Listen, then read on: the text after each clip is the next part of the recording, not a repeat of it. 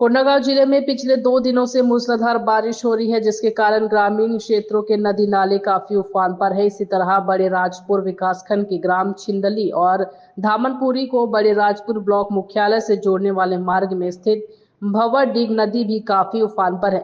नदी का जलस्तर बढ़ने के कारण पानी नाले के ऊपर से गुजरने लगा है, जिसके कारण इस मार्ग से आवागमन करने वाले लोगों व खास तौर पर स्कूली बच्चों को न चाहते हुए भी जान जोखिम में डालकर नदी पार करनी पड़ी। ग्रामीणों का कहना है कि कई बार यहाँ पुल निर्माण की मांग की गई है, लेकिन आज पर्यंत तक पुल निर्माण के संबंध में शासन प्रशासन ने कोई पहल नहीं की।